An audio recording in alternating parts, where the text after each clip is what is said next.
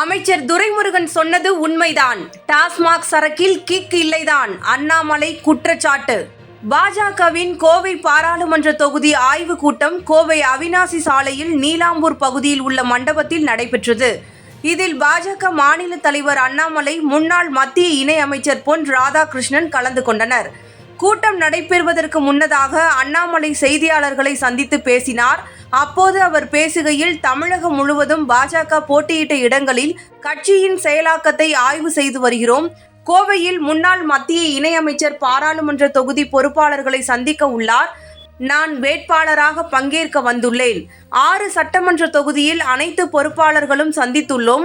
அடுத்த தேர்தலுக்கு தயாராவது, நடந்து முடிந்த தேர்தலில் பெற்ற நல்ல விஷயங்களை, தோல்வி கண்ட காரணத்தை ஆராய்ந்து செய்ய இந்த கூட்டம் நடத்த உள்ளோம்.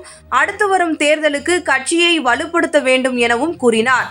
இங்குதான் கள்ளக்குறிச்சி கள்ளச்சாராயம் குடித்து இறந்த மக்களின் பேச்சு சபைக்கு வந்தது. திமுக அமைச்சர் துரைமுருகன் வீட்டிற்கு செல்ல வேண்டிய நேரம் வந்துவிட்டது. அவர் ஒரு மூத்த அமைச்சரை போல் நடந்து கொள்வதே இல்லை என இதற்கு முன்பாக அண்ணாமலை பேசியது நம் எல்லோருக்கும் தெரியும். அந்த வகையில் கள்ளக்குறிச்சி சம்பவத்தை குறித்து அமைச்சர் துரைமுருகன் சட்டசபையில் பேசியதை குறித்து அண்ணாமலை கடுமையாக இன்று விமர்சிக்கப் போகிறார் என அனைவரும் எதிர்பார்த்த நிலையில், அமைச்சர் துரைமுருகன் சொன்னதை சில பேர் நகைச்சுவையாக சொன்னாலும், நாங்கள் கள்ளக்குறிச்சிக்கு சென்றபோது சிலரும் அதையே சொன்னார்கள். அங்கு கிடைக்கும் டாஸ்மாக் சரக்கு தண்ணீர் போல்தான் இருப்பதாக சொன்னார்கள். அதில் போதை ஏறவில்லை எனவும் சொன்னார்கள் என அண்ணாமலை கூறியது பரபரப்பை ஏற்படுத்தியுள்ளது.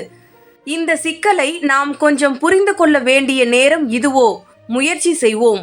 காலை முதல் மாலை வரை உழைத்து களைத்து வீடு திரும்பும் ஆண்மகன்கள் வழியில் நிறுத்தி கூட்டத்தில் அலைமோதி 100 ரூபாய் செலவு செய்து வாங்கிய மது பாட்டிலை உடையாமல் நெஞ்சோடு அணைத்தபடி பத்திரமாக எடுத்து சென்று மது அருந்துவது எதற்காக? அடுத்த நாள் காலை மனைவியிடம் மாத்து வாங்குவோம் என்று தெரிந்தும் இதை அனைத்தையும் செய்வது எதற்காக? அந்த மது போதையில் உடல் வலியை மறந்து உல்லாச உலகத்திற்கு சென்று சற்று நிம்மதியாக தூங்கத்தானே. இப்போது அந்த மது போதையும் கிடைக்கவில்லை. கஷ்டப்பட்டு உழைத்த 100 ரூபாயும் வீணாகிவிட்டது.